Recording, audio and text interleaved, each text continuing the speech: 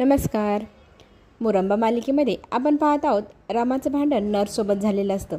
ती नर्स खूप आरडाओरडा करते. तिथे आजी येते, मग रमाला घेऊन जाण्याचा प्रयत्न करते.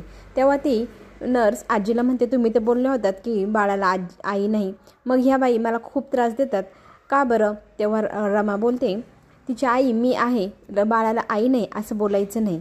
तेव्हा आजी म्हणते, तू काकू आहेस, आई होण्याचा प्रयत्न करू नकोस, तुला काही अनुभव नाही, चल ह्या रूममधनं बाहेर. आणि नर्सला सांगते, तुमची मी दुसऱ्या रूममध्ये व्यवस्था करते थोड्या वेळात. बाळ खूप रडायला लागतं रमा बाहेर जात आहे हे बघून. तेव्हा रमाचे पाय तिथंच खूप अडकतात, पण आजी तिला बाहेर खेचून घेऊन जाते.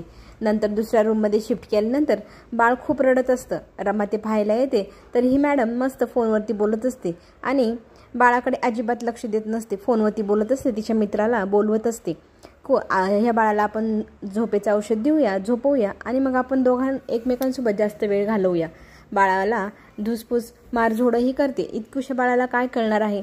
मग आजीकडे रमा धावत जाते आणि ऐकलेली सगळी गोष्ट ती सांगू लागते.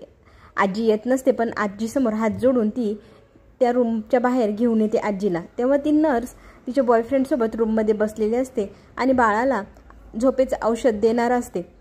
तितक्यात रमा आणि आजी हा सगळा प्रकार बघतात. आजीला तर खूप मोठा धक्का बसतो.